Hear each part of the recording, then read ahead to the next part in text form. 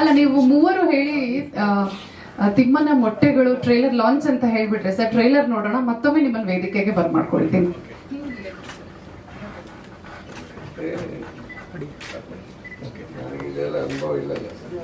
ನಿರ್ದೇಶಕರು ಇದ್ದಾರೆ, 3, 2, 1 ತಿಮ್ಮನ ಮೊಟ್ಟೆಗಳು ಟ್ರೈಲರ್ನ ಇವತ್ತು ನಾವು ಲಾಂಚ್ ಮಾಡ್ತಾ ಇದ್ದೀವಿ. ಇಡೀ ಚಿತ್ರತಂಡಕ್ಕೆ ಶುಭಾಶಯಗಳು. ಎಲ್ರಿಗೂ ಒಳ್ಳೆಯದಾಗಲಿ. Thank you. ಕೂಡ ಅವರಿಗೆ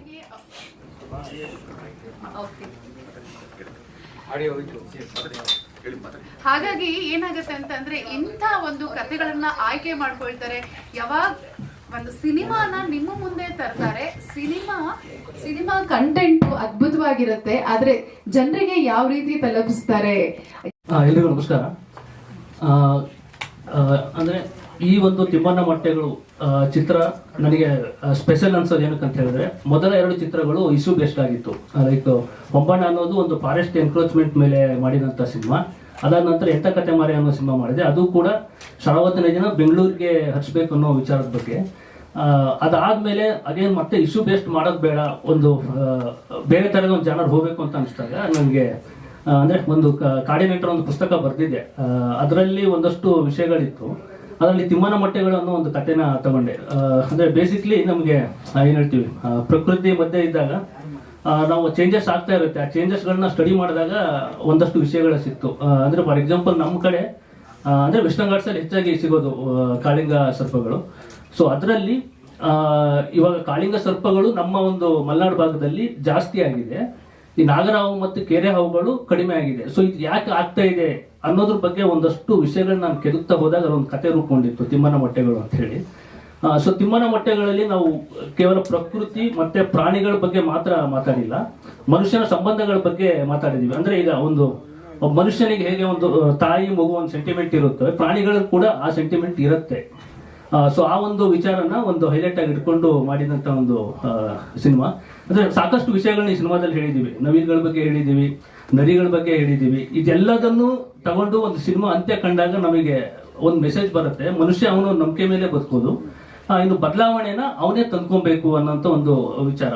ಸೊ ಹಾಗಾಗಿ ನಾವು ಇನ್ ಕೇಸ್ ನಾವು ಅಮೆರಿಕದ ಡಾಲಸ್ ನಲ್ಲಿ ಪ್ರೀಮಿಯರ್ ಶೋ ಮಾಡಿದ್ವಿ.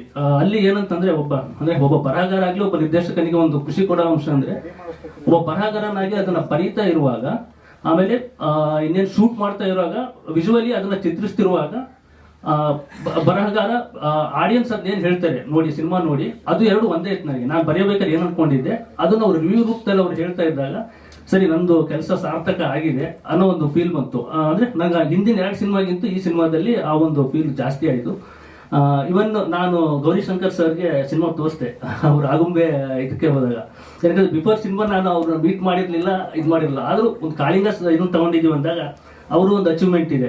ಅಂದ್ರೆ ಲೈಕ್ ಇವಾಗ ಇಡೀ ವರ್ಲ್ಡ್ ಅಲ್ಲಿ ನಾವು ನಮ್ಮ ವೆಸ್ಟರ್ನ್ ಘಾಟ್ಸ್ ಅಲ್ಲಿ ಸಿಗುವಂತ ಒಂದು ಕಾಳಿಂಗ ಹಾವನ್ನ ಸೈಂಟಿಫಿಕ್ ನೇಮ್ ಆಗಿ ಓಪಿಯೋಪಿಕಸ್ ಕಾಳಿಂಗ ಅಂತಾನೆ ನಾವು ಕರಿಬಹುದು. ಅದನ್ನ ನಾಮಕರಣ ಮಾಡಿದ್ದು ಅವರ ರಿಸರ್ಚ್ ಇಂದ. ವರ್ಲ್ಡ್ ಅಲ್ಲಿ ಒಂದು 4 ಕಾಳಿಂಗ ಹಾವುಗಳು ಸಿಗತ್ತೆ ಅನ್ನೋದೊಂದು ರಿಸರ್ಚ್ ಮಾಡಿಬಿಟ್ಟು ಅದ್ರಲ್ಲಿ ನಮ್ಮ ಕನ್ನಡದ ಇದ್ರಲ್ಲಿ ವೆಸ್ಟರ್ನ್ ಘಾಟ್ಸ್ ಅಲ್ಲಿ ಸಿಗುವಂತಹ ಹಾವನ್ನ ನಾವು ಕನ್ನಡದ ಹೆಸರಲ್ಲಿ ಕರಿಬಹುದು, ಕಿಂಗ್ ಕೋಬ್ರಾ ಅಲ್ಲ, ನಾವು ಓಪಿಯೋಪಿಕಸ್ ಕಾಳಿಂಗ ಅಂತ ಕರಿಬಹುದು ಅಂತ. ಹಾಗಾಗಿ ಅವ್ರಿಗೆ ಒಂದು ಸಿನಿಮಾ ತೋರಿಸಿ ನಂಗೆ ಫೀಡ್ಬ್ಯಾಕ್ ತಗೋಬೇಕನ್ನಿಸ್ತು. ಸೊ ಅವ್ರು ಸಿನಿಮಾ ನೋಡಿ ತುಂಬಾ ಖುಷಿ ಪಟ್ರು. ಆಮೇಲೆ ನಾನು ಅಲ್ಲಿ ಹೇಳಿರುವಂತಹ ವಿಚಾರಗಳೆಲ್ಲ ಹತ್ತಿರ ಇದೆ, ಯಾವುದು ಕಾಳಿಂಗ ಸರ್ಪದ ಬಗ್ಗೆ ಹೇಳಿರೋ ವಿಚಾರಗಳೆಲ್ಲ ಅಂತ ಅವರು ಇದು ಮಾಡಿದ್ರು. ಅದ್ ನನಗೆ ಒಂದು ಖುಷಿ ಕೊಡ್ತು. ಅಂದ್ರೆ ನಾವೇನೋ ಮಾಡಿರ್ತೀವಿ, ಬಟ್ ಅದು ತಿಳಿದವ್ರು ಒಂದ್ಸರಿ ನೋಡಿ ಹೇಳಿದಾಗ ಏನಾಗುತ್ತೆ ಅಂತ ಹೇಳಿ. ನಂತರ ನಾವು ಈಗ ಶೇಷಾದ್ರಿ ಸರ್ ಬಗ್ಗೆ ತುಂಬಾ ಚಿಕ್ಕ ಒಂದು ಮಾತಾಡ್ಬೇಕಂದ್ರೆ, ಅವ್ರ ಬೆಟ್ಟದ ಜೀವ ಇವನ್ನೆಲ್ಲ ಇದ್ರು ಒಂಥರ ನಮಗೊಂದು ಬುಕ್ಸ್ ಇದ್ದಂಗೆ ಸಿನಿಮಾಕ್ಕೆ. ಸಿದ್ಧಲಿಂಗೇಶ್ ಸರ್ ಆಗಿರ್ಬೋದು, ಶೇಷಾದ್ರಿ ಸರ್ ಆಗಿರ್ಬೋದು, ಕಾಸರವಳ್ಳಿ ಸರ್ ಆಗಿರ್ಬೋದು. ಸೊ ಅವ್ರು ಬಂದು ನಾನು ಟ್ರೇಲರ್ ಲಾಂಚ್ ಮಾಡ್ತಾ ಇರೋದು ನನಗೆ ಅದು ಇನ್ನೂ ಒಂದು ಖುಷಿ ವಿಚಾರ ಅಂತಾನೆ ಹೇಳ್ಬೋದು. ನಂತರ ನಮ್ಮ ತಿತ್ತಡಿ ಕೋಡ್ಲ ರಾಮಕೃಷ್ಣ ಸರ್ ಆಗಿರ್ಬೋದು, ಅವರೆಲ್ಲ ಸಾಕಷ್ಟು ಸಿನಿಮಾಗಳು ಮಾಡಿದವರು. ಅವ್ರ ನಂತರ ನಾವು ನೋಡ್ಕೊಂಡು ಬೆಳೆದಿರೋರು, ಅವ್ರು ಬಂದಿರೋದಾಗಿರ್ಬೋದು. ಆಮೇಲೆ ಮೇನ್ ಈಗ ಭೋಜೇಗೌಡರು ಸರ್ ಮೊನ್ನೆನ ಕಾಲ್ ಮಾಡಿ ಹೇಳಿದ್ರು, ಅವ್ರು ಚಿಕ್ಕಮಂಗ್ಳೂರು ಇದ್ರು. ಈ ಪ್ರೋಗ್ರಾಮಿಗೋಸ್ಕರ ಬೆಳಗಿನ ಜಾವ ಹೊರಟು ಬಿಟ್ಟು ಚಿಕ್ಕಮಂಗ್ಳೂರಿಂದ ಬಂದಿರೋದು ಇವರು. ಅದೇ ರೀತಿ ನಮ್ಮ ಪ್ರೆಸ್ ಕ್ಲಬ್ ಪ್ರೆಸಿಡೆಂಟ್ ಸರ್ಗೂ ಅಷ್ಟೇ ನಾನು ಮೊನ್ನೆ ಹೋಗಿ ಇನ್ವೈಟ್ ಮಾಡಿದ್ದು. ಇಲ್ಲ, ಕಂಟೆಂಟ್ ಚೆನ್ನಾಗಿದೆ, ಒಳ್ಳೆ ಸಿನಿಮಾ ಇದೆ, ನಮ್ಮ ಸಪೋರ್ಟ್ ಯಾವಾಗಲೂ ಇರುತ್ತೆ ಅಂತ ಹೇಳಿದ್ರು. ಅವ್ರು ಬಂದಿರೋದು, ಅವರಿಗೂ ಕೂಡ ಖುಷಿ ಆಗ್ತಿದೆ ಅವ್ರು ಬಂದಿದ್ದು. ಇನ್ನೂ ನಂದು ಹೊಂಬಣ್ಣ ಸಿನಿಮಾದಿಂದ ನನ್ನ ಜೊತೆ ಒಂದು ರೀತಿ ಅವ್ರಿಗೆ ಗುರುಗಳಂತನೂ ಹೇಳ್ಬೋದು, ಸ್ನೇಹಿತರಂತನೂ ಹೇಳ್ಬೋದು, ಸುಚೇಂದ್ರ ಸರ್. ಅವರಿಗೆ ನಾ ಏನಕ್ಕೆ ಅಂದ್ರೆ ನನ್ನ ಸಿನಿಮಾದ ಒಂದು ಕತೆ ಇದೆ, ಗಟ್ಟಿ ಪಾತ್ರ ಇದೆ ಅಂತಂದ್ರೆ ನಾನು ಸುಚೇಂದ್ರ ಸರ್ಗೆ ಹೋಗಿ ಹೇಳ್ಬಿಡ್ತೀನಿ, ಸರ್ ಹಿಂಗಿದೆ ಸರ್, ಪಾಸಿಟಿವ್ ನೆಗೆಟಿವ್ ನನ್ನ ಹತ್ರ ಈ ತರ ಇದೆ ಸರ್, ಮಾಡಬೇಕು ಅಂದಾಗ ನೀವು ಒಂದು ಒಳ್ಳೆ ಕಂಟೆಂಟ್ ತಗೊಂಡಿದ್ದೀರಿ, ಮಾಡ್ತೀರಾ ಬನ್ನಿ ಅಂತ ಹೇಳಿ ಮುಂದೆ ಕರ್ಕೊಂಡು ಹೋಗಿ ಮಾಡುವಂಥದ್ದು ಸುಚೇಂದ್ರ ಸರ್ ಗುಣ. ನಾವೊಂದು ಕಂಟೆಂಟ್ ಕೊಟ್ಟರೆ ಅದನ್ನ ಇಂಪ್ರೂವ್ಮೆಂಟ್ ಮಾಡ್ಕೊಂಡ್ಬಿಟ್ಟು ಆ ಪಾತ್ರನ ಗಟ್ಟಿ ಇರೋ ತರ ನೋಡ್ಕೊಳ್ಳೋದು ಅವ್ರದ್ದೊಂದು ಅದು ಪಾಸಿಟಿವ್. ಹಾಗಾಗಿ ಸುಚೇಂದ್ರ ಸರ್ ನಮ್ಮ ಸೆಟ್ಟಲ್ಲಿ ಇದ್ರೆ ಆ ಪಾತ್ರ ಗಟ್ಟಿಯಾಗಿ ನಿಲ್ಲುತ್ತೆ ಅನ್ನೋದು ನಮ್ದೊಂದು ಒಂದು ಭಾವನೆ. ಇನ್ನು ರಘುರಾಮನ್ ಕೊಪ್ಪ ಸರ್ ಆಗಿರ್ಬೋದು, ಆಶಿಕಾ ಆಗಿರ್ಬೋದು, ಪ್ರಗತಿ ಮೇಡಮ್ ಆಗಿರ್ಬೋದು, ಪೃಥ್ವಿ, ಸಾಕಷ್ಟು ಜನಗಳು. ಆಮೇಲೆ ಮೇನ್ ಹೇಳ್ಬೇಕಂದ್ರೆ ನಮ್ಮ ಕೇಶವ ಗುತ್ತಳಿಕೆ ತಿಮ್ಮನ ಕ್ಯಾರೆಕ್ಟರ್ ಮಾಡಿದವ್ರು ಇರ್ಬೋದು. ಅಂದ್ರೆ ಈ ಸಿನಿಮಾಗೆ ನಾನು ಮೇನ್ ತಗೊಂಡಿದ್ದು ಒಂದು 8 ತಿಂಗಳು ನಾನು ಪ್ರೀ ಪ್ರೊಡಕ್ಷನ್ ತಗೊಂಡಿದ್ದೀನಿ. ಯಾಕಂದ್ರೆ ಈ ತರ ಸಿನಿಮಾಗಳಿಗೆ ಪ್ರೀ ಪ್ರೊಡಕ್ಷನ್ ಎಷ್ಟು ಇಂಪಾರ್ಟೆಂಟ್ ಆಗೋದು ನಾವು ಸ್ಕ್ರೀನಲ್ಲಿ ನೋಡಿದಾಗ ಅನ್ಸುತ್ತೆ. ಯಾಕಂದ್ರೆ ಒಂದು ವೆಸ್ಟರ್ನ್ ಗಟ್ಸ್ ತೋರಿಸ್ಬೇಕಂದ್ರೆ ಅದು ಕಿಂಗ್ ಕೋಬ್ರಾ ಇರುವಂತ ಒಂದು ಕಾಡನ್ನ ತೋರಿಸ್ಬೇಕಂದ್ರೆ ಆ ಲೊಕೇಶನ್ ಹುಡುಕ್ಲಿಕ್ಕೆ ಸುಮಾರು ಒಂದು 5-6 ತಿಂಗಳು ನಾವು ತಗೊಂಡ್ವಿ. ಆಮೇಲೆ ಅವರು ಮೂಲತಃ ಶೃಂಗೇರಿ ಅವರು, ಅವರಿಗೆ ತಿಮ್ಮನ್ನ ಕನ್ವರ್ಟ್ ಮಾಡಬೇಕಿತ್ತು. ಒಂದು 1000 ಸರಿ ಓದಿಸಿದ್ದೀನಿ ನಾನು ಸ್ಕ್ರಿಪ್ಟ್ನ, ಓದಿ ಕೊನೆಗೆ ಅವ್ರಿಗೆ ಸಿಟ್ಟು ಬಂದು ರೆಡಿ ಆದ್ರು, ಇದೇನು ಮಕ್ಕಳು ಓದಿಸ್ತಾ ಇದಾರಲ್ಲ ಅಂತ. ಇವತ್ತು ಸ್ಕ್ರೀನ್ ಕಾಣ್ತಿದೆ ಅವ್ರ ಕ್ಯಾರೆಕ್ಟರ್, ತುಂಬಾ ಜನ ಇಷ್ಟಪಟ್ಟರು. ತಿಮ್ಮ ಅಂದ್ರೆ ಅದು ಕರೆಕ್ಟ್ ಆಗಿದ್ದಾರೆ ಆ ಕ್ಯಾರೆಕ್ಟರ್ಗೆ ಅನ್ನೋ ತರ. ಇನ್ನ ಮೇನ್ ನಾನು ಎಲ್ಲಕ್ಕಿಂತ ಮುಂಚೆ ಹೇಳ್ಬೇಕಾಗಿದ್ದು ನಮ್ಮ ಪ್ರೊಡ್ಯೂಸರ್ ಬಗ್ಗೆ. ಅವರು ಬರಕ್ಕಾಗಿಲ್ಲ, ಇವತ್ತು ಅವ್ರು US ಅಲ್ಲಿ ಇರೋದು. ಬಟ್ ಸ್ಟಿಲ್ ಅವರು ಸಿನಿಮಾ ಶುರು ಆದಾಗಿಂದ ಇಲ್ಲಿ ತನಕ ಯಾವುದೇ ರೀತಿ ಸರ್ ಚೆನ್ನಾಗಾಗಬೇಕು ಸಿನಿಮಾ ಇನ್ನು ಅದನ್ನ ಎಲ್ಲರಿಗೂ ಗೊತ್ತಿರುತ್ತೆ. ಈ ಸಮಯದಲ್ಲಿ ಸಿನಿಮಾ ರಿಲೀಸ್ ಮಾಡೋದು ಎಷ್ಟು ಕಷ್ಟಕರ ಅನ್ನೋದಕ್ಕಿಂತ ಅದು ಈಗಿನ ಜನ ಈಗಿನ ಇದರಲ್ಲಿ ಸಿನಿಮಾ ರಿಲೀಸ್ ಮಾಡ್ತೀರಾ ಅಂತ ಕೇಳ್ತಾರೆ. ಅಂದ್ರೆ ಆ ತರ ಬಂದಿದೆ ಈ ಸಿಚುವೇಶನ್ ಕೂಡ. ಸರ್ ಸುಮ್ಮನೆ ರಿಲೀಸ್ ಮಾಡೋದು ಬೇಡ, ಒಂದು 10 ಜನದಲ್ಲಿ 3 ಜನಕ್ಕರ ಸಿನಿಮಾ ಇದೆ, ಸಿನಿಮಾ ಬರ್ತಿದೆ ಅಂತ ಗೊತ್ತಾಗ್ಲಿ, ಆ ಒಂದಿದ್ರೆ ನಾವು ರಿಲೀಸ್ ಮಾಡೋಣ ಅಂತ ಹೇಳಿ ಅವರೇ ಒಂದು ಅಮೆರಿಕಾದಲ್ಲಿ ಅವರೇ ಒಂದು ಇಂಟ್ರೆಸ್ಟ್ ತಗೊಂಡು ಅಲ್ಲಿ ರಿಲೀಸ್ ಮಾಡಿಸಿ ಒಂದು ಪ್ರೀಮಿಯರ್ ಶೋನ. ನಂತರ ಇಲ್ಲೂ ಒಂದು ಸ್ವಲ್ಪ ಒಳ್ಳೆ ರೀತಿಯಲ್ಲಿ ಮಾಡ್ಸೋಣ ಅಂತ ಹೇಳಿದ್ರು. ಅಂದ್ರೆ ನಾ ಏನಕ್ಕೆ ಅವ್ರ ಬಗ್ಗೆ ಹೇಳ್ತಿದ್ದೀನಿ ಅಂದ್ರೆ ಈ ಸಿನಿಮಾ ಏನು ರಿಲೀಸ್ಗೆ ರೆಡಿ ಇದೆ, ಅದಾಗೋದ್ರೊಳಗೆ ಆಲ್ರೆಡಿ ಮತ್ತೊಂದು ಸಿನಿಮಾ ಅವ್ರು ಆಲ್ರೆಡಿ ಇದು ಮಾಡಾಯ್ತು, ನಾವು ಶೂಟಿಂಗ್ ಮುಗಿಸ್ಕೊಂಡು ಬಂದಾಯ್ತು. ಅಂದ್ರೆ ಈ ಟೈಮಲ್ಲಿ ನಮಗೆ ಅಂತ ಪ್ರೊಡ್ಯೂಸರ್ ಅವಶ್ಯಕತೆ ಇದೆ ನಮ್ಮ ಇಂಡಸ್ಟ್ರಿಗೆ, ಅದನ್ನೊಂದು ಹೇಳಲಿಕ್ಕೆ ಇದು ಮಾಡ್ತೀನಿ. ನೆಕ್ಸ್ಟ್ ನೀನು ಹೇಮಂತ್ ಬಗ್ಗೆ ನಾ ಹೇಳ್ಬೇಕಾಗಿಲ್ಲ. ನನ್ನ ಮೊದಲ ಸಿನಿಮಾದಿಂದನೂ ಹೇಮಂತ್ ಜೊತೆ ಆಗಿರೋದು. ಈ ಸಿನಿಮಾ ಆಗಕ್ಕೂ one of the reason Hemanth. ನಾನು ಹೇಮಂತ್ ಆದಷ್ಟು 3 ಜನನು ಸ್ನೇಹಿತರೆ. ಹಾಗಾಗಿ ಒಂದು ಫ್ರೆಂಡ್ಶಿಪ್ ಅಲ್ಲಿ ನಾವು ಮಾಡಕ್ ಹೋದ್ವಿ, ಬಟ್ ಆಮೇಲೆ ತುಂಬಾ ಸೀರಿಯಸ್ ಆದ್ವಿ. ಪ್ರೊಫೆಷನಲ್ ಬೇರೆ, ಫ್ರೆಂಡ್ಶಿಪ್ ಬೇರೆ ಅಂತ ಹೇಳಿ ಜಗಳ ಆಡ್ತೀವಿ ಒಂದು ಒಳ್ಳೆ ಔಟ್ಪುಟ್ ಬರ್ಲಿಕ್ಕೆ. ಹಾಗಾಗಿ ನಾನು ವಿನಂತಿ ಮಾಡ್ಕೊಳ್ಳೋದು, ದಯವಿಟ್ಟು ಈ ತರ ಸಿನಿಮಾಗಳನ್ನ ಬೆಳೆಸಿ ಉಳಿಸೋದ್ರಲ್ಲಿ ಮಾಧ್ಯಮದವ್ರದ್ದು ಕೂಡ ಒಂದು ಪಾಸಿಟಿವ್ನೆಸ್ ಇರುತ್ತೆ. ಸೊ ಹಾಗಾಗಿ ಎಲ್ಲರೂ ಸಪೋರ್ಟ್ ಮಾಡಿ ಅಂತ ಹೇಳಿ ಕೇಳ್ಕೊಂತೀನಿ. Thank you. ಎಲ್ರಿಗೂ ನಮಸ್ಕಾರ. ಇವತ್ತು ನಾವು ಹೆಚ್ಚಿಗೆ ಮಾತಾಡಬೇಕಾಗಿಲ್ಲ, ಚಿತ್ರತಂಡದವ್ರು ಹೆಚ್ಚಿಗೆ ಮಾತಾಡಬೇಕು. ತಿಮ್ಮನ ಮೊಟ್ಟೆಗಳು ಶೀರ್ಷಿಕೆನೇ ಒಂದು ಆಕರ್ಷಕವಾದ ಶೀರ್ಷಿಕೆ. ಕೇಳಿದ ತಕ್ಷಣ ಒಂದು ಕುತೂಹಲ ಹುಟ್ಟುವಂತಹ ಶೀರ್ಷಿಕೆ. ನಾನು ಈ ಚಿತ್ರವನ್ನು ನೋಡಿರುವಂಥ ಕೆಲವರಲ್ಲಿ ಒಬ್ಬ. ರಕ್ಷಿತ್ ತೀರ್ಥಹಳ್ಳಿ ನನಗೆ ಈ ಸಿನಿಮಾ ತೋರಿಸಿಲ್ಲ, ನನಗೆ ತೋರಿಸಿದ್ದು ಕೋಲ್ಕತ್ತಾ ಚಿತ್ರೋತ್ಸವದವರು. ಅಮೆರಿಕದಲ್ಲಿ ಹೆಚ್ಚಿಗೆ ಜನ ನೋಡಿದ್ದಾರೆ ಅಂತ ಕಾಣುತ್ತೆ, ಭಾರತದಲ್ಲಿ ನೋಡಿರೋ ಕೆಲವರಲ್ಲಿ ನಾನೊಬ್ಬ ಅಂತ ಹೇಳಿಕೊಳ್ತೆ. ನಾನು ಕೋಲ್ಕತ್ತಾ ಚಿತ್ರೋತ್ಸವಕ್ಕೆ ಹೋಗಿದ್ದೆ. ಆಗ 2 ಕನ್ನಡ ಚಿತ್ರಗಳು ಅಲ್ಲಿ ಪ್ರದರ್ಶನ ಆಗ್ತಾ ಇದ್ವು. ಕಂದೀಲು ಅಂತ ಒಂದು ಚಿತ್ರ ಇತ್ತು, ತಿಮ್ಮನ ಮೊಟ್ಟೆಗಳು ಅಂತ ಇತ್ತು. ನಮ್ಮ ಭಾಷೆಯ ಚಿತ್ರ ಒಂದು ಬೇರೆ ರಾಜ್ಯದಲ್ಲಿ ಪ್ರದರ್ಶನ ಆಗ್ತಾ ಇದೆ ಅನ್ನೋದು ನನಗೆ ಕುತೂಹಲದ ಸಂಗತಿಯಾಗಿತ್ತು. ಹಾಗಾಗಿ ನಾನು ಆ ಚಿತ್ರೋತ್ಸವದಲ್ಲಿ ತಿಮ್ಮನ ಮೊಟ್ಟೆಗಳ ಚಿತ್ರವನ್ನು ನೋಡಿದೆ. ನೋಡಿದ ತಕ್ಷಣ ಯಾರೀ ರಕ್ಷಿತ್ ತೀರ್ಥಹಳ್ಳಿ ಅಂತ ನನಗೆ ಆಶ್ಚರ್ಯ ಆಯಿತು. ಅಷ್ಟಲ್ಲಾಗಲೇ ಅವರು 2 ಚಿತ್ರ ಮಾಡಿದ್ದಾರೆ ಅಂತ ಆಮೇಲೆ ಗೊತ್ತಾಯಿತು. ಆಮೇಲೆ ಬಂದಾಗ ನನ್ನ ಸ್ನೇಹಿತರಾದಂಥ ಕೆಂಪರಾಜು ಇದರ ಸಂಕಲನ ಮಾಡಿದವರು, ಅವ್ರ ಹತ್ರ ಕೇಳಿದೆ ನಾನು, ನೀವು ಸಂಕಲನ ಮಾಡಿದ್ರಲ್ಲ ಇದು ಯಾರು ರಕ್ಷಿತ್ ಅಂತ. ಇಲ್ಲ, ಅವರೊಬ್ಬರು ಕಥೆಗಾರರು ಅಂತೆಲ್ಲ ವಿವರಗಳನ್ನ ಹೇಳಿದ್ರು. ನನಗೆ ಅವ್ರನ್ನ ಭೇಟಿ ಮಾಡಬೇಕು ಅಂತ ಇತ್ತು. ಈಗ 1 ವಾರದ ಹಿಂದೆ ಅವ್ರನ್ನ ಮೊದಲ ಬಾರಿಗೆ ಭೇಟಿ ಮಾಡಿದೆ. ಹಾಗಾಗಿ ಅವ್ರ ಕೃತಿಯನ್ನ ಮೊದಲು ಭೇಟಿ ಮಾಡಿ ವ್ಯಕ್ತಿಯನ್ನ ನಂತರ ಭೇಟಿ ಮಾಡಿದ್ದೀನಿ. ಈ ಚಿತ್ರ ಸಾಮಾನ್ಯವಾಗಿ ಒಂದು ಚಿತ್ರೋತ್ಸವದಲ್ಲಿ ಆಯ್ಕೆ ಆಗುತ್ತೆ ಅಂದ್ರೆ ಒಂದು ಸರಳವಾದ ಸಂಗತಿ ಅಲ್ಲ. ಇವತ್ತು ಜಗತ್ತಿನಾದ್ಯಂತ ಸಾವಿರಾರು ಚಿತ್ರೋತ್ಸವಗಳಿದ್ದಾವೆ. ಕೋಲ್ಕತ್ತಾ ಚಿತ್ರೋತ್ಸವ ಒಂದು ಘನತೆ ಇರುವಂತಹ ಒಂದು ಚಿತ್ರೋತ್ಸವ. ಆ ಚಿತ್ರೋತ್ಸವದಲ್ಲಿ ಚಿತ್ರ ಆಯ್ಕೆಯಾಗಿದೆ ಅಂದ್ರೆ ಅಲ್ಲಿ ಯಾವ ಶಿಫಾರಸ್ಸಾಗ್ಲಿ, ಯಾವ ಬಂಧುಗಳಾಗ್ಲಿ, ಯಾರ ಮಾತು ನಡೆಯೋಲ್ಲ. ಬೆಂಗಳೂರಿನಲ್ಲಿ ಒಂದು ಪಕ್ಷ ನಡೆದೀತು ಬೆಂಗಳೂರು ಚಿತ್ರೋತ್ಸವದಲ್ಲಿ. ಹಂಗ್ ನಡೆದಿದ್ರಿಂದಾನೇ ಬೆಂಗಳೂರು ಚಿತ್ರೋತ್ಸವದಲ್ಲಿ ಇವ್ರ ಚಿತ್ರ ಇರ್ಲಿಲ್ಲ ಅಲ್ವಾ? 2 ಇರ್ಲಿಲ್ಲ ಅಂತೆ. 2 ಒಟ್ಟಿಗೆ ನೀವು 2 ಒಟ್ಟಿಗೆ ಅಪ್ಲೈ ಮಾಡಬಾರ್ದು. ಎನಿವೆ, ನನಗೆ ಅದೊಂದು ವಿಷಾದ ಆಯ್ತು. ನಾನು ಕೋಲ್ಕತ್ತಾ ಚಿತ್ರೋತ್ಸವದಲ್ಲಿ ಪ್ರದರ್ಶನಗೊಂಡಂತ ಈ ಚಿತ್ರ ಬೆಂಗಳೂರು ಚಿತ್ರೋತ್ಸವದಲ್ಲಿ ಯಾಕಿಲ್ಲ? ಆ ಪ್ರಶ್ನೆಗೆ ಉತ್ತರ ಹುಡುಕ್ತಾ ಹೋದ್ರೆ ಅದು ಬೇರೆದೇ ಚರ್ಚೆ ಆಗುತ್ತೆ. ಆ ಚರ್ಚೆಗೆ ನಾನು ಹೋಗೋದಿಲ್ಲ. ಈಗ ಅದನ್ನ ಬಿಡುಗಡೆ ಮಾಡುವಂತಹ ಧೈರ್ಯ ಅಂತಾನೆ ಪದ ಬಳಸ್ತೀನಿ, ರಕ್ಷಿತ್ ತೀರ್ಥಹಳ್ಳಿ ಮಾಡಿದ್ದಾರೆ. ಯಾಕೆ ಧೈರ್ಯ ಅಂತಂದ್ರೆ, ಇತ್ತೀಚೆಗೆ ಸುಮಾರು 1 ತಿಂಗಳ ಹಿಂದೆ ಪತ್ರಿಕೆಗಳನ್ನು ಓದ್ತಾ ಇದ್ದಾಗ 4 ತಿಂಗಳು ಆಗಿದೆ 2025ರಲ್ಲಿ 120 ದಿನಗಳಲ್ಲಿ 128 ಕನ್ನಡ ಚಿತ್ರಗಳು ಬಿಡುಗಡೆ ಆಗಿದೆ ಅಂತ ವರದಿತ್ತು. ಈಗಾಗಲೇ ಒಂದು 20 ದಿವಸ ಹೆಚ್ಚಾಗಿದೆ, 20-30 ದಿವಸ ಹೆಚ್ಚಾಗಿದೆ, 160 ದಿವಸ ಆಗಿರಬೇಕು. ಜನವರಿ 12ನೇ ತಾರೀಕಲ್ಲಿ ನಾವು ಇದ್ದೀವಿ. 162 ದಿವಸದಲ್ಲಿ ಎಷ್ಟು ಕನ್ನಡ ಚಿತ್ರಗಳು ಬಿಡುಗಡೆ ಆಗಿರ್ಬೋದು? ನನ್ನ ಪ್ರಕಾರ 162ಕ್ಕಿಂತ ಹೆಚ್ಚು ಕನ್ನಡ ಚಿತ್ರಗಳು ಪ್ರಾಯಶಃ ಬಿಡುಗಡೆ ಆಗಿರಬೇಕು. ಆ ಸಂಖ್ಯೆಯನ್ನ ಪತ್ರಕರ್ತ ಮಿತ್ರರಾದ ನಿಮಗೆ ಗೊತ್ತಿರುತ್ತೆ. ಅಂದ್ರೆ ಒಂದು ದಿನಕ್ಕೆ ಒಂದು ಚಿತ್ರ ಬಿಡುಗಡೆ ಆಗಿದೆ. ಸಾಮಾನ್ಯವಾಗಿ ಯಾವುದೇ ಮನರಂಜನೆಯನ್ನ ಅಪೇಕ್ಷಿಸಿ ಹೋಗುವಂತ ಚಿತ್ರ ಪ್ರೇಕ್ಷಕ ವಾರಕ್ಕೊಂದು ಸಿನಿಮಾ ನೋಡೋದಕ್ಕೆ ಅವನು ತಯಾರಿರ್ತಾನೆ. ಅಷ್ಟು ಹಣ ಅವನ ಪಾಕೆಟ್ ಅಲ್ಲಿ ಇರುತ್ತೆ. ಅವನ ಇಡೀ ಒಂದು ವಾರದಲ್ಲಿ ಒಂದು ಮನರಂಜನೆ ಬೇಕು, ಅಥವಾ ಒಂದು ಒಳ್ಳೆ ಚಿತ್ರ ನೋಡಬೇಕು, ಒಂದು ಪುಸ್ತಕ ಓದಬೇಕು ಅನ್ನೋ ತರದ್ದು ಮನೋಭಾವ ಇರುತ್ತೆ. ವಾರದ 7 ದಿನ ಚಿತ್ರಗಳು ಬಿಡುಗಡೆ ಆದ್ರೆ ಯಾವ ಪ್ರೇಕ್ಷಕ ಹೋಗಿ ನೋಡಕ್ ಸಾಧ್ಯ? ಈ ಅತಿವೃಷ್ಟಿ ಯಾಕೆ ಆಗ್ತಾ ಇದೆ? ಈ ಬಗ್ಗೆ ನಾವೆಲ್ಲ ಯೋಚನೆ ಮಾಡಬೇಕಾಗಿದೆ. ತಕ್ಷಣ ನಮಗೆ ನೆನಪು ಬರುವಂತದ್ದು ಕನ್ನಡ ಪ್ರೇಕ್ಷಕ ಸರಿ ಇಲ್ಲ, ಅವನ ಚಿತ್ರಮಂದಿರಕ್ಕೆ ಬರ್ತಾ ಇಲ್ಲ ಅಂತ ದೂರ್ತೀವಿ. ಈ ಮಾತಿನಲ್ಲಿ ಎಷ್ಟು ಸತ್ಯ ಇದೆ ಅಂತ ನಾವು ನಮ್ಮನ್ನ ಆತ್ಮವಿಮರ್ಶೆ ಮಾಡ್ಕೋಬೇಕಾಗಿದೆ.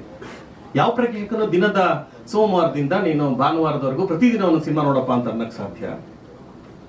ಇವತ್ತು ಒಂದು ಅಧ್ಯಯನದ ಪ್ರಕಾರ, ನಾನು ನೆಗೆಟಿವ್ ಆಗಿ ಮಾತಾಡ್ತಾ ಇದ್ದೀನಿ ಅಂತ ಅನ್ಕೋಬೇಡಿ, ಇವತ್ತಿನ ಚಿತ್ರರಂಗದ ಸ್ಥಿತಿಯನ್ನು ಕೂಡ ಈ ಸಂದರ್ಭದಲ್ಲಿ ಹೇಳಬೇಕು ಅಂತ ಹೇಳ್ತಾ ಇದ್ದೀನಿ. ಒಂದು ಅಧ್ಯಯನ ಹೇಳುತ್ತೆ, ಬೆಂಗಳೂರಿನಲ್ಲಿ ಒಂದು ಚಲನಚಿತ್ರವನ್ನ ಒಬ್ಬ ಪ್ರೇಕ್ಷಕ ಹೋಗಿ ನೋಡ್ಬೇಕು ಅಂದ್ರೆ, ಮಲ್ಲೇಶ್ವರಂ ಕೋರಮಂಗಲಕ್ಕಾದ್ರೂ ಹೋಗ್ಲಿ, ಕೋರಮಂಗಲದ ಮಲ್ಲೇಶ್ವರಮ್ಗಾಗ್ಲಿ, ಕನಿಷ್ಠ 7.5 ಗಂಟೆಗಳು ಬೇಕು. ಕನಿಷ್ಠ ಒಂದು ದಿನದಲ್ಲಿ ಒಂದು ಚಿತ್ರ ನೋಡಕ್ಕೆ. ಚಿತ್ರದ ಅವಧಿ ಎಷ್ಟಿರುತ್ತೆ? ಸಾಮಾನ್ಯವಾಗಿ 2ರಿಂದ 2.5 ಗಂಟೆ ಇರುತ್ತೆ. 2ರಿಂದ 2.5 ಗಂಟೆ ಚಿತ್ರವನ್ನು ನೋಡ್ಲಿಕ್ಕೆ ಒಬ್ಬ ಪ್ರೇಕ್ಷಕ ಬೆಂಗಳೂರಿನಲ್ಲಿ ಪ್ರಯಾಣ ಮಾಡಿ ಟಿಕೆಟ್ ಬುಕ್ ಮಾಡಿದ್ರು ಕೂಡ ಚಿತ್ರ ನೋಡಿ ಮನೆಗೆ ಹಿಂತಿರುಗಿ ಬರೋದಕ್ಕೆ 7.5 ಗಂಟೆಯಿಂದ 8 ಗಂಟೆ ಬೇಕು ಅಂತ ಒಂದು ಅಧ್ಯಯನ ಹೇಳುತ್ತೆ. ಅಷ್ಟು ಸಮಯ ನಮ್ಮ ಸಾಮಾನ್ಯರಲ್ಲಿ ಇದೆಯೇ ಅನ್ನೋ ಪ್ರಶ್ನೆಯನ್ನ ನಾವು ಮಾಡ್ಕೋಬೇಕು. ಹಾಗಾದ್ರೆ ಚಿತ್ರವನ್ನ ಎಲ್ಲಿ ಬಿಡುಗಡೆ ಮಾಡಬೇಕು? ಕನ್ನಡ ಚಿತ್ರರಂಗಕ್ಕೆ 92 ವರ್ಷ ಆಗಿದೆ. ಸತಿ ಸುಲೋಚನ 1934ರಲ್ಲಿ ಬಂದದ್ರಿಂದ ಇವತ್ತಿನವರೆಗೂ ಲೆಕ್ಕ ಹಾಕೊಂಡ್ರೆ 91 ಕಳೆದು 92ನೇ ವರ್ಷದಲ್ಲಿ ನಾವು ಇದೀವಿ. ವರ್ಷಕ್ಕೆ ಒಂದು ಚಿತ್ರ ತಯಾರಾಗ್ತಾ ಇದ್ದ ದಿನಗಳಲ್ಲಿ ಇವತ್ತು ನಾವು 350ರಿಂದ 400 ಚಿತ್ರಗಳು ಪ್ರತಿ ವರ್ಷ ತಯಾರಾಗ್ತಾ ಇದೆ. ನಿಮ್ಗೆ ಗೊತ್ತಿರ್ಲಿ, ಭಾರತದಲ್ಲಿ ಹಿಂದಿಯ ನಂತರ 2ನೇ ಸ್ಥಾನದಲ್ಲಿರೋದು ಕನ್ನಡ ಭಾಷೆ. ಇದಕ್ಕೆ ಚಪ್ಪಾಳೆ ತಟ್ಟಬೇಕು, ಸಂತೋಷ ಪಡಬೇಕು, ವಿಷಾದ ಪಡಬೇಕು ಗೊತ್ತಿಲ್ಲ. ಸತ್ಯಜಿತ್ ರೇ ಬೆಂಗಾಲದ ಅತಿ ಶ್ರೇಷ್ಠ ಪ್ರಖ್ಯಾತ ನಿರ್ದೇಶಕರು ಒಂದು ಮಾತನ್ನು ಹೇಳ್ತಾರೆ. ಬೆಂಗಳೂರಿಗೆ ಬಂದಾಗಲೇ ಆ ಮಾತನ್ನು ಹೇಳಿದ್ದು. 1981ನೇ ಇಸ್ವಿಲಿ ಅವರು ಬೆಂಗಳೂರಿಗೆ ಸುಚಿತ್ರ ಫಿಲ್ಮ್ ಸೊಸೈಟಿಯನ್ನ ಉದ್ಘಾಟನೆ ಮಾಡಕ್ ಬಂದಾಗ ಒಂದು ಮಾತು ಹೇಳಿದ್ರು, ಎಲ್ಲಿ ಒಳ್ಳೆಯ ಪ್ರೇಕ್ಷಕರು ಇರ್ತಾರೋ ಅಲ್ಲಿ ಒಳ್ಳೆಯ ಚಿತ್ರಗಳು ಆಗ್ತವೆ ಅಂತ. ದುರದೃಷ್ಟವಶಾತ್ ನಾವು ಚಿತ್ರಗಳ ಸಂಖ್ಯೆಯನ್ನು ಹೆಚ್ಚಿಗೆ ಮಾಡ್ಕೊಂಡಿದೀವಿ, ಪ್ರೇಕ್ಷಕರ ಸಂಖ್ಯೆಯನ್ನ ಬೆಳೆಸೋದ್ರಲ್ಲಿ ನಾವು ಹಿಂದೆ ಬಿದ್ದೀವಿ. ಹಾಗಾಗಿ ಇವತ್ತು ಚಿತ್ರಮಂದಿರಗಳಿಗೆ ಕನ್ನಡ ಸಿನಿಮಾ ನೋಡೋದು ಅಂತಂದ್ರೆ ಒಂದಿಷ್ಟು ಜಿಗುಪ್ಸೆ ಬರೋ ಹಾಗೆ ಪ್ರೇಕ್ಷಕರು ಮಾತಾಡೋದನ್ನ ಕೇಳಿದ್ದೀನಿ. ಎಲ್ಲರ ಬಾಯಲ್ಲಿ ಮಲಯಾಳಂ ಬರುತ್ತೆ. ಒಂದು ಕಾಲದಲ್ಲಿ ಕನ್ನಡ ಒಂದು ಉತ್ತುಂಗ ಸ್ಥಿತಿಯಲ್ಲಿ ಇದ್ದಂತ ಸಂದರ್ಭದಲ್ಲಿ 80-70ರ ದಶಕದಲ್ಲಿ ಮಲಯಾಳಂನಲ್ಲಿ ಸೆಕ್ಸ್ ಚಿತ್ರಗಳು ಮಾತ್ರ ಬರ್ತಾ ಇತ್ತು, ಮರಾಠಿಯಲ್ಲಿ ಕಾಮಿಡಿ ಚಿತ್ರಗಳು ಮಾತ್ರ ಬರ್ತಾ ಇತ್ತು. ಅವೆರಡೂ ಚಿತ್ರರಂಗಗಳು ಹಿಂದೆ ಬಿದ್ದಿದ್ವು. ನಮ್ಮಲ್ಲಿ ನಿಮ್ಗೆಲ್ರಿಗೂ ಗೊತ್ತಿರೋ ಮಣಿರತ್ನ ಬಂದು ಈ ಚಿತ್ರ ನೋಡ್ಕೊಂಡು ಅವ್ರ ಮೊದಲನೇ ಚಿತ್ರ ಪಲ್ಲವಿ ಅನುಪಲ್ಲವಿ ಮಾಡಿದ್ದು ಕನ್ನಡದಲ್ಲಿ, ಕಮಲಾಸನ್ ಮಾಡಿದ್ದು ಕನ್ನಡದಲ್ಲಿ. ಕಮಲಾಸನ್ ಹೆಸರತ್ತಕ್ಕೆ ನನಗೆ ಭಯ ಆಗುತ್ತೆ. ಆದ್ರೆ ಅವರೆಲ್ಲರೂ ಕನ್ನಡವನ್ನ ಮಾಡ್ತಿದ್ದಾರೆ. ಇವತ್ತು ಕನ್ನಡದಿಂದಲೇ ತಮ್ಮ ಆರಂಭವನ್ನ ಮಾಡಿದಂತ ಸಾಕಷ್ಟು ಜನ, ಬಾಲು ಮಹೇಂದ್ರ ಆಗಿರ್ಲಿ, ತುಂಬಾ ಜನ ಇವತ್ತು ಕನ್ನಡವನ್ನು ಮಾಡ್ತಿದ್ದಾರೆ.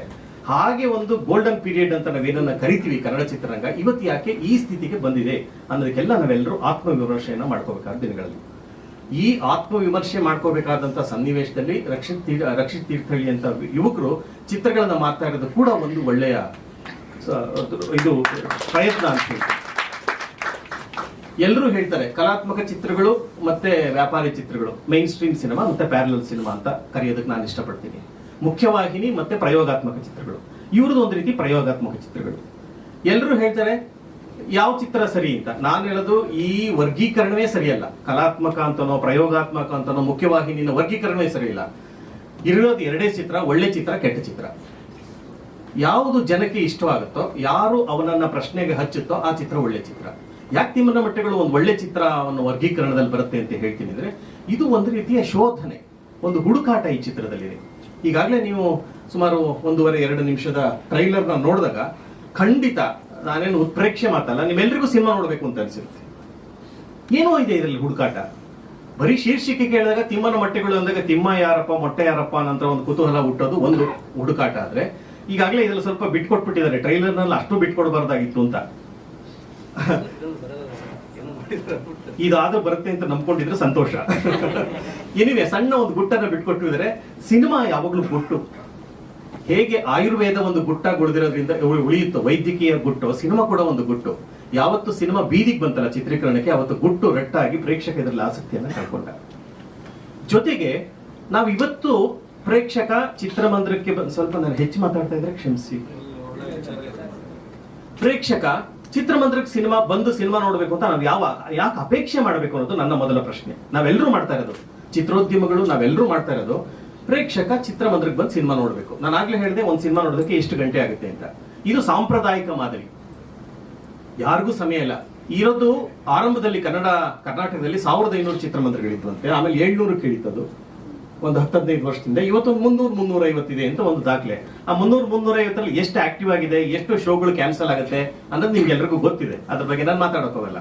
ಅಂದ್ರೆ ಚಿತ್ರಮಂದಿರ ಸಂಖ್ಯೆ ಒಂದ್ ಕಡೆ ಕುಸಿತಾ ಇರುವಾಗ ಎಲ್ಲಿ ಸಮಸ್ಯೆ ಇದೆ ಅಂದ್ರೆ, ನಾವು ಎಲ್ಲರ ಜೇಬಿಗೆ ಒಂದು ಚಿತ್ರಮಂದಿರ ಕೊಟ್ಟಿದ್ದೀವಿ. ಯಾವಾಗ ಸ್ಮಾರ್ಟ್ ಫೋನ್ ಯುಗ ಬಂತೋ ಎಲ್ಲರೂ ಸಿನಿಮಾವನ್ನ ನೋಡ್ತಾರೆ. ರಂಜನೆ ಇದ್ರೇನು? ಮನರಂಜನೆಗೋಸ್ಕರ ಸಿನಿಮಾ ನೋಡ್ಬೇಕು, ಮನೋವಿಕಾಸಕ್ಕೋಸ್ಕರ ಸಿನಿಮಾ ನೋಡ್ಬೇಕು, ಅದು ವೈಯಕ್ತಿಕವಾದ ವಿಚಾರ, ಪ್ರೇಕ್ಷಕನು ಬಿಟ್ಟಿದ್ದು. ಆದ್ರೆ ಅವನ ಜೇಬ್ನಲ್ಲಿ ರಂಜನೆನೂ ಇದೆ, ವಿಕಾಸನೂ ಇದೆ, ಎಲ್ಲವೂ ಇದೆ. ಎಷ್ಟೋ ಸರಿ ನಾನು ಕೂಡ ಸ್ಟ್ರೆಸ್ ಆದಾಗ ಮೊಬೈಲ್ ತೆಗೆದು ನೋಡಿದ್ರೆ ಯಾವುದೋ 1.5 ನಿಮಿಷದ ಏನಂತಾರೆ ಈ ರೀಲ್ಗಳು ಖುಷಿ ಕೊಡ್ತವೆ. ಅದು ಚೀಪ್ ಆಗಿರ್ಬೋದು, ಒಂದು ಸಣ್ಣ ಮುಗುಳ್ನಾಗೆ ನಮ್ಮ ಮುಗದ ಮೇಲೆ ಬರುತ್ತೆ, ನಮ್ಗೊಂದು ಉಲ್ಲಾಸ ಉಂಟಾಗುತ್ತೆ. ಹಾಗಾಗಿ ಚಿತ್ರಮಂದಿರವನ್ನ ಒಂದು ಜೇಬಿ ಕೊಟ್ಬಿಟ್ಟು ಸಿನಿಮಾ ಬಾ ಅಂದ್ರೆ ಯಾರು ಬರ್ತಾರೆ? ಅದು ಉಚಿತವಾಗಿ. ಆ ರೀಲ್ಗಳನ್ನ ಇವತ್ತು ಪ್ರತಿ ಕುಟುಂಬದಲ್ಲಿ ಒಬ್ಬ ಸದಸ್ಯ ರೀಲ್ ಮಾಡ್ತಾನೆ. ಇವತ್ತು ಮನೆಯಲ್ಲಿರೋ ಗೃಹಿಣಿಯರು, ಮುಂಚೆ ಎಲ್ಲ ಅಂಕಲ್ ಆಫೀಸ್ಗೆ, ಆಂಟಿ ಟಾಕೀಸ್ಗೆ ಅಂತ ಇತ್ತು. ಅಂಕಲ್ ಆಫೀಸ್ಗೆ ಆದ್ರೆ ಆಂಟಿ ಇವಾಗ ರೀಲ್ಸ್ಗೆ.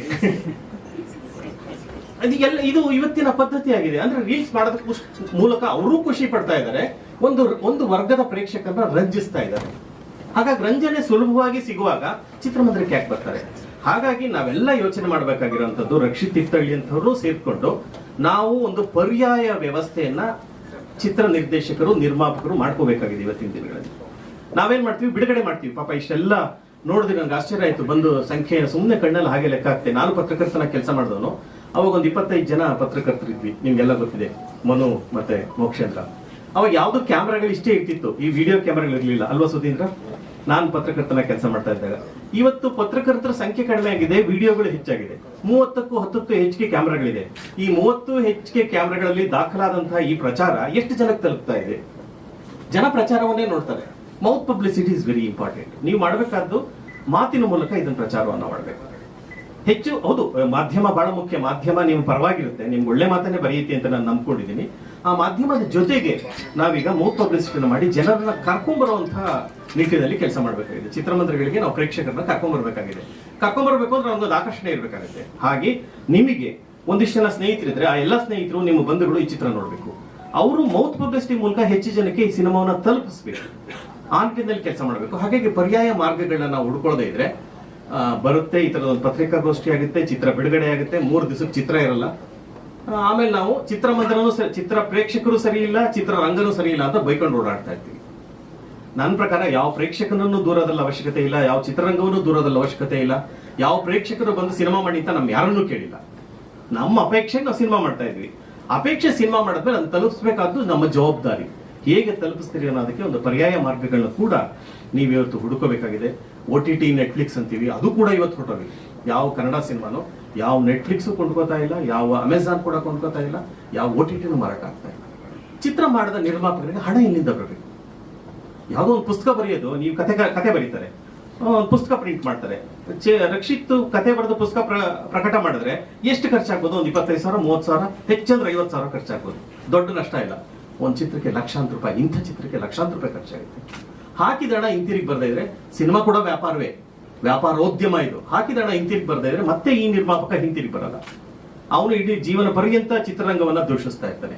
ಈ ಒಂದು ಬಿಕ್ಕಟ್ಟಿನ ಸನ್ನಿವೇಶದಲ್ಲಿ ನಾವೆಲ್ಲ ಇದೀವಿ ಅಂತ ಅನ್ಸುತ್ತೆ. ನನಗೂ ಸಿನಿಮಾ ಮಾಡೋದಕ್ಕೆ ಭಯ ಆಗುತ್ತೆ. ಆ ನಿಟ್ಟಿನಲ್ಲಿ ರಕ್ಷಿತ್ ಈಗಾಗಲೇ 4-5 ಚಿತ್ರ ಮಾಡಿದ್ದಾರೆ. 2 ಚಿತ್ರಗಳು 3 ಚಿತ್ರಗಳು ಬಿಡುಗಡೆಗೆ ಸಿದ್ಧ ಇದೆ ಅನ್ನೋದು ಅವರ ಸಾಹಸ ಪ್ರವೃತ್ತಿಯನ್ನ ತೋರಿಸುತ್ತೆ.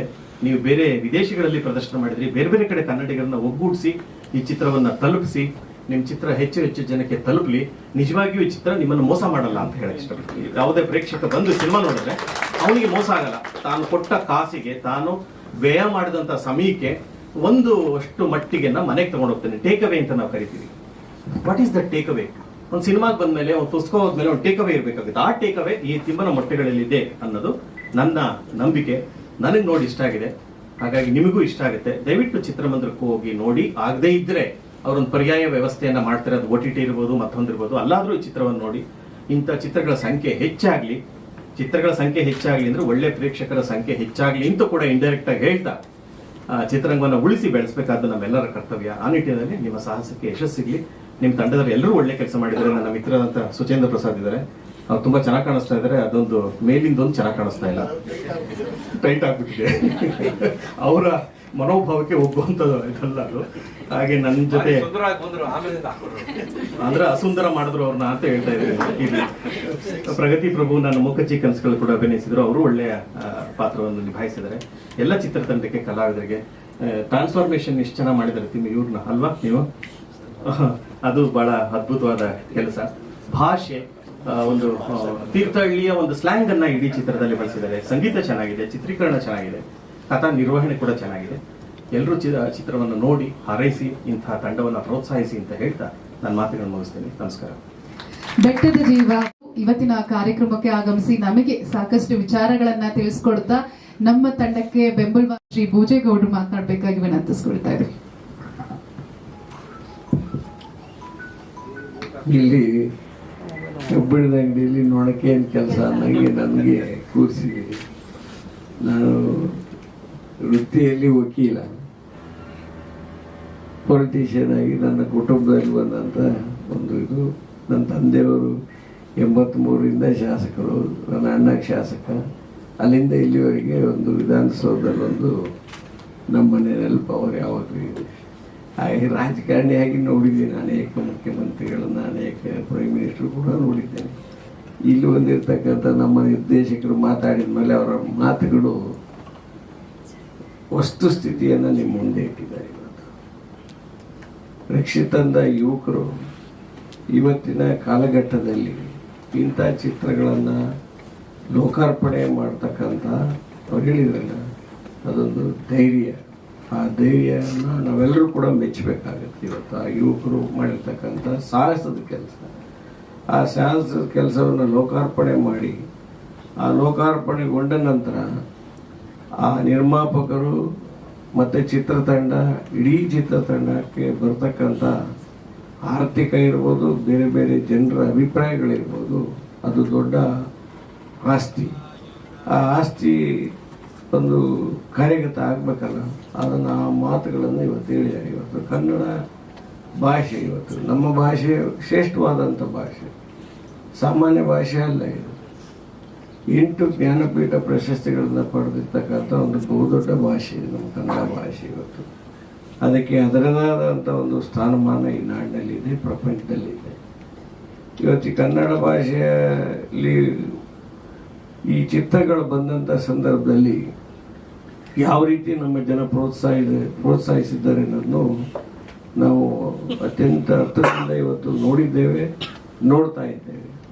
ಆದರೂ ಕೂಡ ನಮ್ಮ ಭಾಷಾಭಿಮಾನ ಇರಬೇಕು, ಅಂಧಾಭಿಮಾನ ಇರಬಾರ್ದು ಅನ್ನೋ ವಿಚಾರದಲ್ಲಿ ನಾನು ಕೂಡ ಮೊದಲಿಗೆ ಕುವೆಂಪು ಅವರ ನಾಡು, ಪ್ರಥಮ ಜ್ಞಾನಪೀಠ ಪ್ರಶಸ್ತಿಯನ್ನು ಪಡೆದಂಥ ಕುವೆಂಪು ಅವರು ಅನೇಕ ಕೃತಿಗಳನ್ನು ಈ ನಾಡಿಗೆ ಕೊಟ್ಟಿದ್ದಾರೆ. ಇವತ್ತು ಆ ನಾಡಿನಲ್ಲಿ ಇವತ್ತು ಈ ಚಿತ್ರವನ್ನು ರಕ್ಷಿತ್ ಅವರು ತಯಾರು ಮಾಡಿದ್ದಾರೆ. ಇವತ್ತು ಮಲೆನಾಡು ಅಂದರೆ ಒಂದು ವಿಶೇಷವಾಗಿರ್ತಕ್ಕಂಥ ವಿಚಾರ.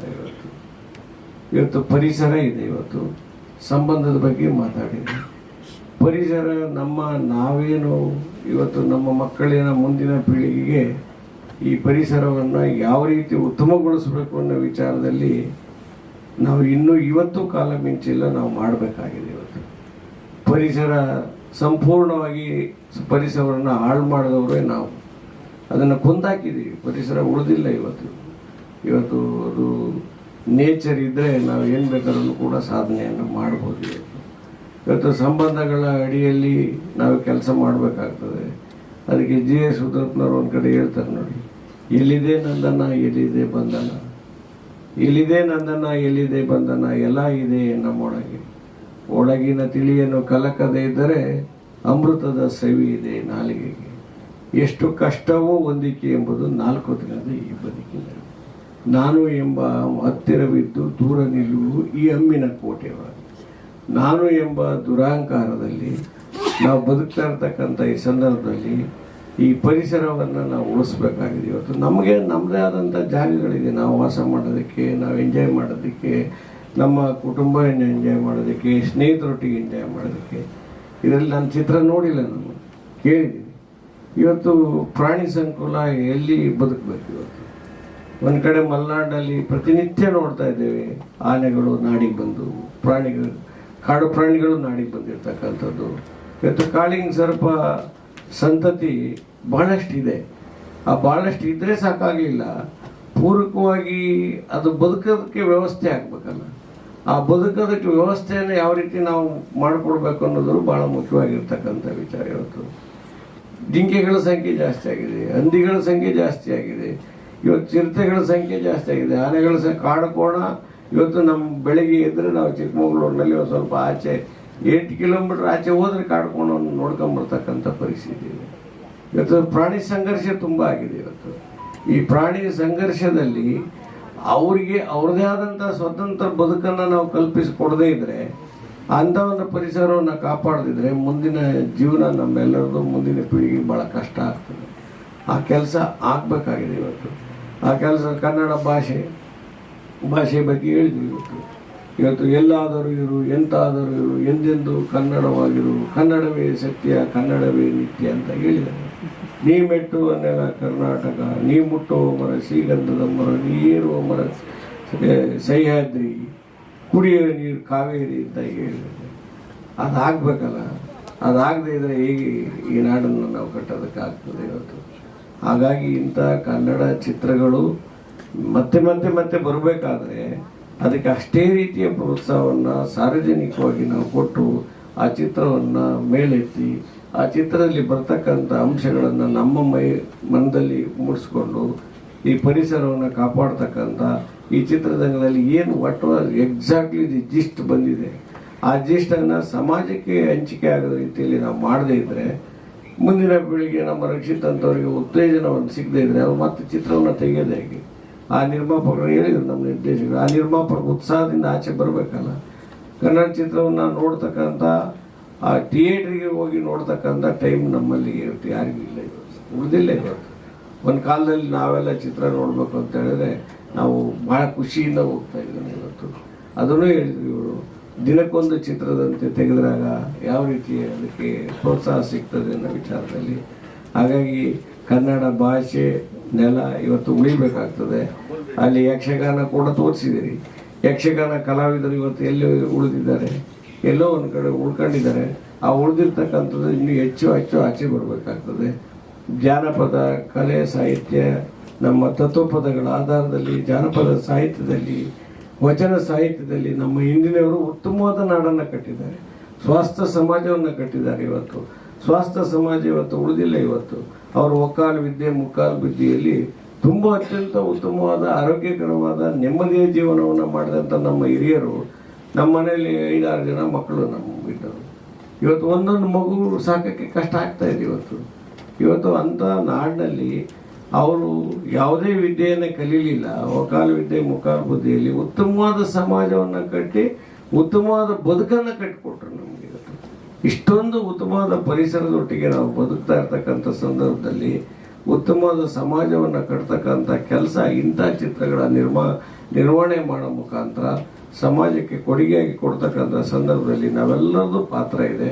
ಆ ಕೆಲಸವನ್ನು ನಾವೆಲ್ಲ ಮಾಡೋಣ ಅಂತ ಹೇಳ್ತಾ, ಇವತ್ತು ಪರಿಸರ ಉಳಿದೇ ಇದ್ದರೆ ನಾವ್ಯಾರೂ ಉಳಿಯೋದಿಲ್ಲ. ಇವತ್ತು ಕೃಷಿ ಬದುಕು ನಮ್ಮಿಂದ ದೂರ ಆಗಿದೆ. ಇವತ್ತು ಕೃಷಿ ಬದುಕು ಲಾಭದಾಯಕ ಅಂತ ನಾವು ತೋರಿಸ್ದೇ ಇದ್ದರೆ ನಮ್ಮ ಮುಂದಿನ ಪೀಳಿಗೆಗೆ ನಾವೇ ಮುಂದೊಂದು ದಿನ ತಿಂತಕ್ಕಂಥ ಅನ್ನ ಮತ್ತು ನೀರಿಗೆ ನಾವೆಲ್ಲ ಕಷ್ಟಪಡಬೇಕಾದಂಥ ದಿನ ಬರ್ತದೆ. ಜೇಬು ತುಂಬ ದುಡ್ಡು ಇರುತ್ತೆ, ಆದರೆ ಊಟ ಇರಲ್ಲ, ನೀರಿರಲಿಲ್ಲ. ಇವತ್ತು ಆ ಕೃಷಿ ಬದುಕು ಕೂಡ ಬೇಕಾಗಿದೆ. ಕೃಷಿ ಬದುಕು ನಮ್ಮ ಪರಿಸರದಲ್ಲೇ ಬಂದಿರತಕ್ಕಂಥದ್ದು. ಹಾಗಾಗಿ ಪರಿಸರ ಅತ್ಯಂತ ಶ್ರೀಮಂತವಾಗಿದೆ. ಆ ಶ್ರೀಮಂತ ಪರಿಸರವನ್ನು ಇನ್ನೂ ಹೆಚ್ಚು ಶ್ರೀಮಂತ ಮಾಡ್ತಕ್ಕಂಥ ಕೆಲಸವನ್ನು ಇಂಥ ಚಿತ್ರಗಳ ಮುಖಾಂತರ ನಮ್ಮ ರಕ್ಷಿತ್ ಇರ್ಬೋದು, ನಮ್ಮ ನಿರ್ದೇಶಕರಿಗಾಗಲೇ ಮಾತಾಡಿ, ನೀವೆಲ್ಲ ಭಾಳ ದಿಗ್ಗಜರಿದ್ದೀರಿ. ಇವತ್ತು ಇಲ್ಲಿ ಕಾಳಿಂಗ ಸರ್ಪದ ಸಂಪೂರ್ಣ ಉತ್ತಮವಾದ ದಿನ ನಡೆಯುವ ಅದರದ ಬದುಕನ್ನು ಅರ್ಥವರು ಇಲ್ಲಿ ನಮ್ಮ ಪಕ್ಕದಲ್ಲಿ ಕೂತಿದ್ದಾರೆ. ಹಾಗಾಗಿ ನಾವು ಪ್ರಾಣಿ ಸಂಕುಲ ಇವತ್ತು ಆಗುಂಬೆ ಘಾಟ್ ಇರ್ಬೋದು, ಚಾರ್ಮಾಡಿ ಘಾಟ್ ಇರ್ಬೋದು, ನಮ್ಮ ಶಿರಾಡಿ ಘಾಟ್ ಇರ್ಬೋದು, ನೀವೆಲ್ಲ ನೋಡ್ತೀರಿ ನೀವು. ಅಲ್ಲಿ ಮಂಗಗಳು ಬಂದು ಅಲ್ಲಿ ಕಟ್ಟೆ ಮೇಲೆ ಕೂರ್ತವೆ. ಯಾಕೆ ಕೂರ್ತವೆ ಅಂದರೆ ಅಲ್ಲಿ ದೇವಸ್ಥಾನಕ್ಕೆ ಹೋದಂಥವ್ರು, ಧರ್ಮಸ್ಥಳಕ್ಕೆ ಹೋದಂಥವ್ರು, ಅಥವಾ ಹೊರನಾಡಿಗೆ ಹೋದಂಥವ್ರು, ಶೃಂಗೇರಿ ದೇವಸ್ಥಾನಕ್ಕೆ ಹೋದವರು ಹಣ್ಣು ಕಾಯಿ ಅಂತ ತಂದು ಕೊಡ್ತಾರೆ ಅಂತೇಳಿ. ಎಂಥ ದುಃಖ ಬರ್ತದೆ ಅದನ್ನು ನೋಡಿದರೆ. ಇವತ್ತು ನಾವು ಆ ಪ್ರಾಣಿ ಸಂಕುಲವನ್ನು ಬೆಳೆಸೋದಾದರೆ ಹಾಗೆ, ಹಿಂದೆ ಸಾಲು ಮರದಲ್ಲಿ ನಾವು ಹೋದರೆ ನೇರಳೆ ಮರ, ಹತ್ತಿಹಣ್ಣಿನ ಮರ, ಅರಳಿ ಮರ, ಹಣ್ಣುಗಳು ಬಿಡ್ತಕ್ಕಂಥ ಸಾಲು ಮರದಲ್ಲಿ ನಾವು ರೋಡ್ ಸೈಡ್ ಸಿಗ್ತಾ ಇದ್ದಂಥದ್ದು. ಇವತ್ತು ಅಂಥದ್ದು ಒಂದು ಮರ ನಾವು ನೋಡೋಕ್ಕಾಗಿಲ್ಲ. ಇವತ್ತು ಎಲ್ಲಿ ಹೋದರೂ ಅಕೇಶಿಯ, ನೀಲಗಿರಿ ಬೆಳೆದು ಇವತ್ತು ಸಂಪೂರ್ಣ ಹಾಳಾಗೋಗಿದೆ. ಆ ಪ್ರಾಣಿಗಳಿಗೆ ಸರಿಯಾದ ರೀತಿಯ ಊಟ ಸಿಕ್ಕಿದರೆ ಅವ್ಯಾಕೆ ಬಂದು ಬೀದಿನಲ್ಲಿ ಕೂರ್ತವೆ. ಇವತ್ತು ಪಕ್ಷಿ ಸಂಕುಲ ಅಂತೂ ಸರ್ವನಾಶ ಆಗಿದೆ. ಇವತ್ತು ಆ ಪಕ್ಷಿ ಸಂಕುಲನ ಉಳಿಸ್ಬೇಕು. ಅದೇ ರೀತಿ ಇವತ್ತು ಕಾಳಿಂಗ ಸರ್ಪ, ಯಾವ ಪ್ರಾಣಿಗಳು ಕೂಡ ನಮಗೇನು ತೊಂದರೆ ಮಾಡೋದಿಲ್ಲ. ನಾವು ಅವ್ರಿಗೆ ತೊಂದರೆ ಮಾಡಿದರೆ ಮಾತ್ರ ಅವು ನಮಗೆ ತೊಂದರೆ ಮಾಡ್ತವೆ. ಇದನ್ನು ಅರಿವನ್ನು ಮೂಡಿಸ್ತಕ್ಕಂಥ ಕೆಲಸ ಆಗಬೇಕಾಗಿದೆ. ಆ ಕೆಲಸವನ್ನು ನಾವೆಲ್ಲ ಸೇರಿ ಮಾಡೋಣ ಅಂತೇಳಿ ಈ ಚಿತ್ರ ಉತ್ತರೋತ್ತರ ಅಭಿವೃದ್ಧಿಯಾಗಿ ಈ ಚಿತ್ರ ಎಲ್ಲ ಸಾರ್ವಜನಿಕ ಮನಸ್ಸಿನಲ್ಲಿ ಮೂಡ್ತಕ್ಕಂಥ ಕೆಲಸ ಆಗಿ ಈ ರಕ್ಷಿತ್ ಮತ್ತು ಅವರೆಲ್ಲ ಸಂಘಟನೆಗಳು ಏನು ತಯಾರು ಮಾಡಿದರೆ ಈ ಚಿತ್ರೋದ್ಯಮ ಇನ್ನೂ ಉತ್ತಮವಾಗಿ ಬೆಳೀಲಿ ಅಂತ ಈ ಸಂದರ್ಭದಲ್ಲಿ ಆಶಿಸಿ ನನ್ನ ಮಾತಿಗೆ ವಿರಾಮ ಹೇಳ್ತೇನೆ. ಎಲ್ರಿಗೂ ಶುಭವಾಗಲಿ. ಜೈ ಹಿಂದ್. ಥ್ಯಾಂಕ್ ಯು, ಧನ್ಯವಾದಗಳು.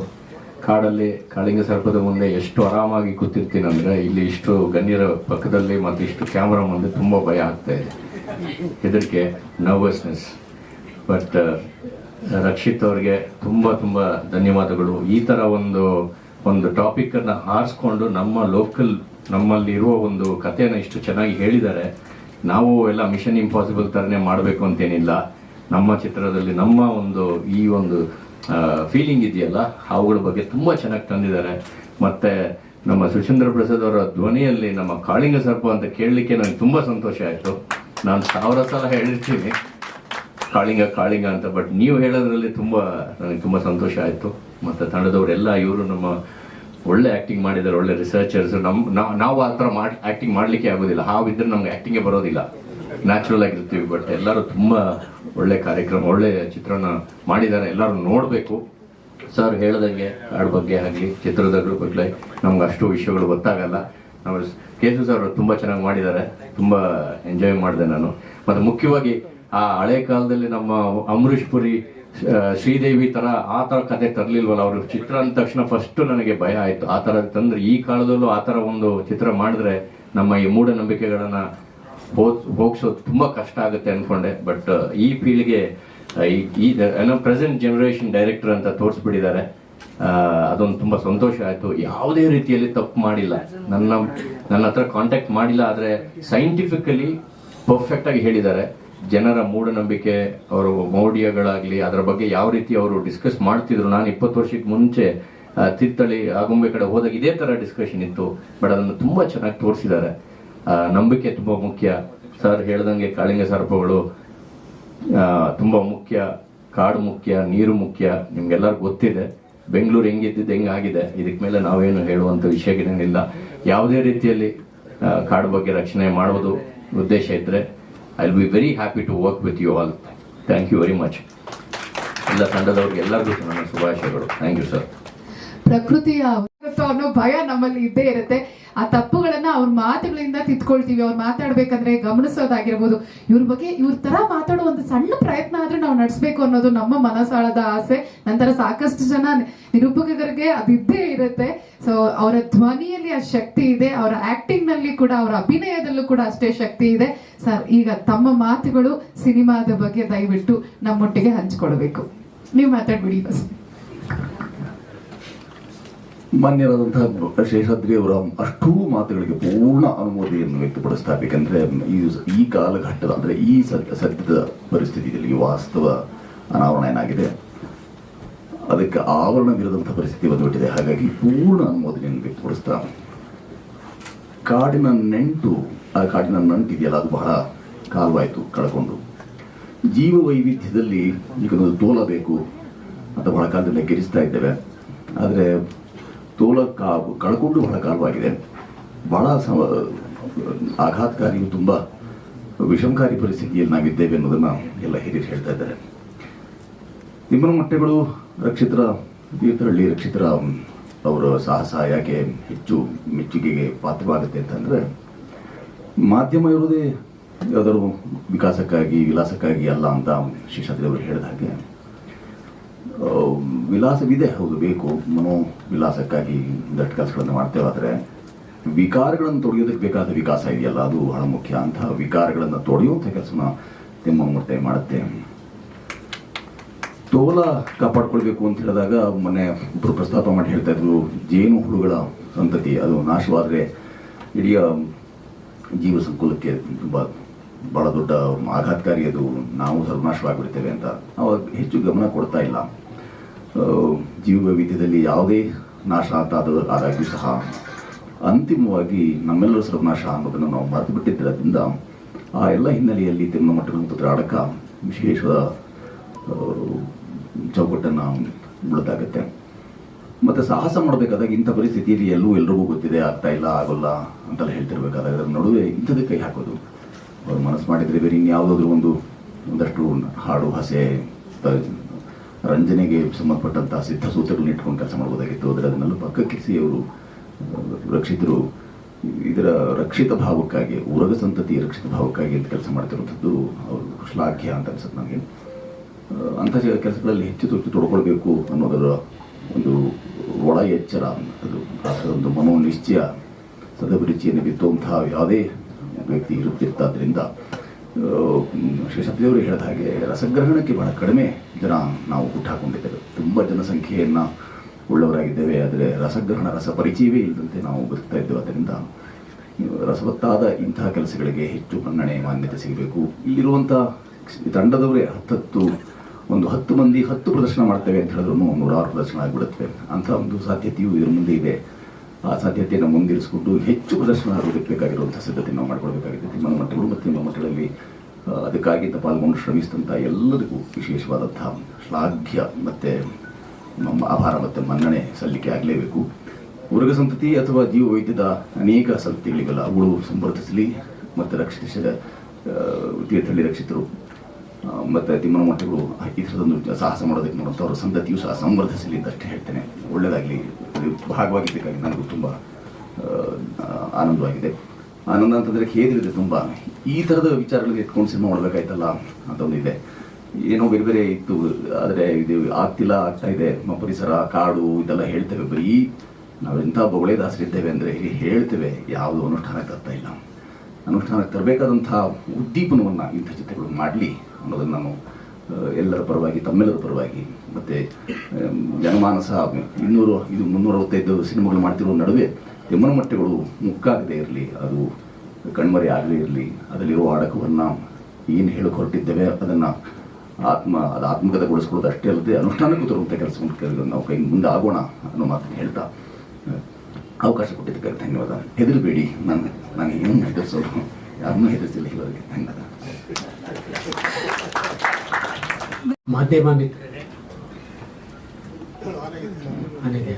ಮಾಧ್ಯಮ ಮಿತ್ರರೇ ಹಾಗೂ ವೇದಿಕೆ ಮೇಲಿರುವ ಗಣ್ಯರೇ ಮತ್ತು ನನ್ನ ಸ್ನೇಹಿತರಾದ ರಕ್ಷಿತ್ ತೀರ್ಥಹಳ್ಳಿಯವರೇ,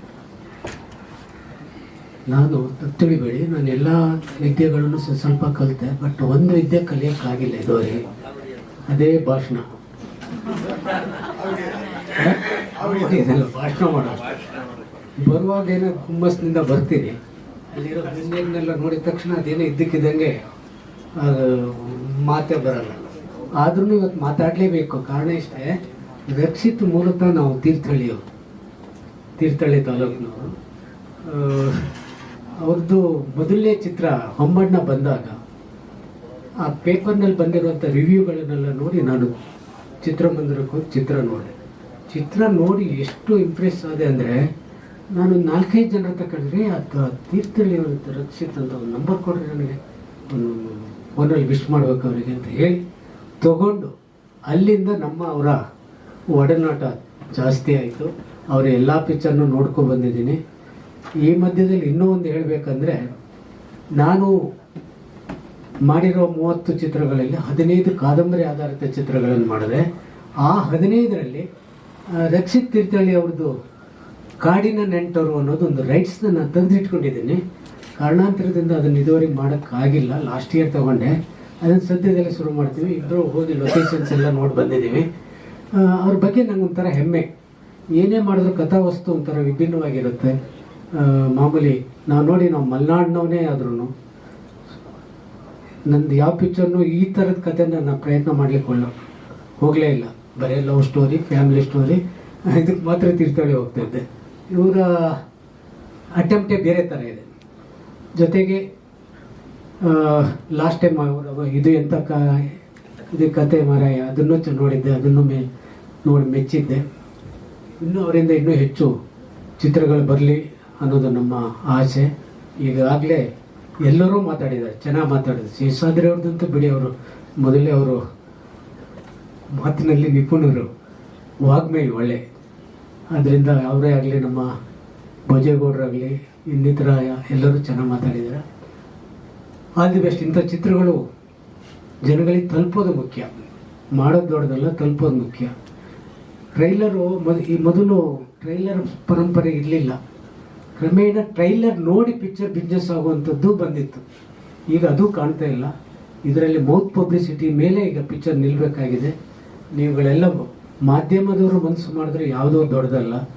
ಅವರಿಂದಲೇ ಇವತ್ತು ಎಷ್ಟೋ ಚಿತ್ರಗಳು ಗೆದ್ದಿದ್ದಾವೆ, ಎಷ್ಟೋ ಚಿತ್ರಗಳು ಮೈಲಿಗಲ್ಲಾಗಿದ್ದಾವೆ. ಆ ಥರದ ಪ್ರೋತ್ಸಾಹ ನೀವುಗಳು ಕೊಡ್ತೀರಾ. ಆ ಥರ ಕೊಡೋದ್ರ ಮೂಲಕ ರಕ್ಷಿತನಂಥವ್ರನ್ನ ಯುವ ಪ್ರತಿಭೆಗಳನ್ನು ಎನ್ಕರೇಜ್ ಮಾಡ್ತೀರಾ ಅಂತ ಹೇಳಿ ನನ್ನ 2 ಮಾತನ್ನು ಮುಗಿಸ್ತೇನೆ. ಖ್ಯಾತ ನಿರ್ದೇಶಕರಾದಂತಹ ದಯಮಾಡಿ ಮಾತಾಡಬೇಕಾಗಿ ವಿನಂತಿಸ್ಕೊಳ್ತಾ ಇದ್ದೀವಿ. ವೇದಿಕೆಯಲ್ಲಿ ಇರ್ತಕ್ಕಂಥ ಎಲ್ಲ ಗಣ್ಯರೇ ಹಾಗೂ ಮಾಧ್ಯಮ ಮಿತ್ರರೇ, ಪತ್ರಿಕಾ ಮಿತ್ರರೇ, ಎಲ್ಲ ಸ್ನೇಹಿತರೆ ಹಾಗೂ ಚಿತ್ರತಂಡದ ಎಲ್ಲ ಸದಸ್ಯರೇ ಹಾಗೂ ನಿರ್ದೇಶಕರೇ, ಮೂಲತಃ ನಾನು ಒಬ್ಬ ಬಡ ಕೃಷಿ ಕುಟುಂಬದಿಂದ ಬಂದವನು. ಪ್ರಾರಂಭದಲ್ಲಿ ನಾನು ರಂಗಭೂಮಿ ಚಟುವಟಿಕೆಯಲ್ಲಿ ಸದಾ ತೊಡಗಿಸ್ತಾ ಇದ್ದೆ.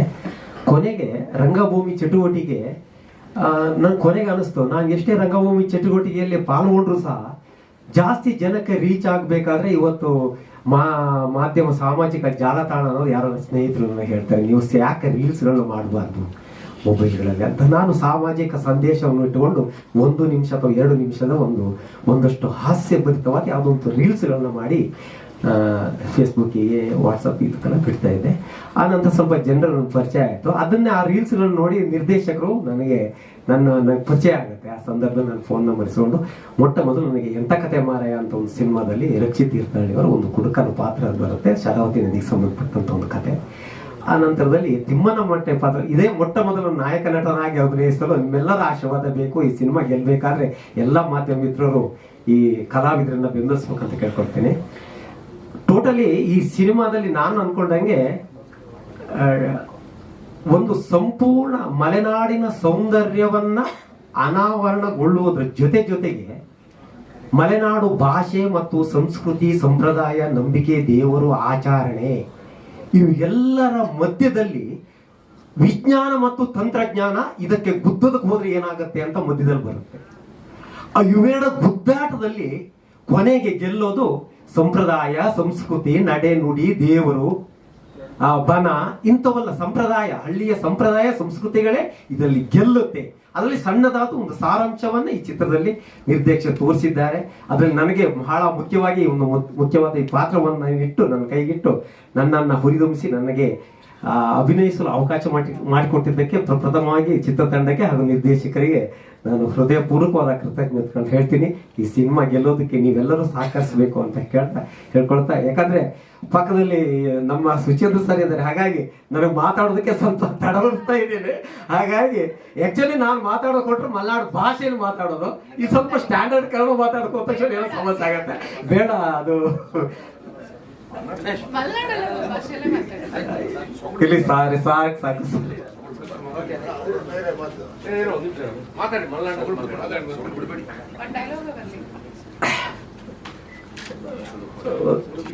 ಒಂದ್ ದಿವಸ ಹಾಗೆ ಆಗ್ತದೆ ನಮ್ಮಲ್ಲಿ, ಇವಳಿಗೆ ಜೋರ್ ಜ್ವರ, ಅಲ್ಲ ಜ್ವರ ಇಲ್ಲದಾಗ್ಲೂ ಇವಳು ಜೋರಯ್ಯ ಮನೇಲಿ. ಈ ಕೊರೋನಾ ಟೈಮಲ್ಲಿ ಎಂತ ಅಂದ್ರೆ ನಾನು ಹೇಳಿದೆ ಇವಳಿಗೆ, ಅಲ್ಲ ಕಡೆ ನೀನು ಪ್ಯಾಟಿಗೆ ಹೋದಾಗ ಅಂತನ್ನಿ ಇತ್ತನ್ನಿ ಅಂತ ಹೇಳ್ಬೇಡ, ದುಡ್ಡಿಗೆಲ್ಲ ಎಲ್ಲಿ ಹೋಗುದು, ಕೊರೋನಾ ಟೈಮ್ ದುಡ್ಡು ಬೇರೆ ಖರ್ಚಿಗಿಲ್ಲ, ಕೆಲಸ ಕಾರ್ಯ ಅಂತೂ ಇಲ್ಲ ಕೊರೋನಾ ದೇಶದಿಂದ.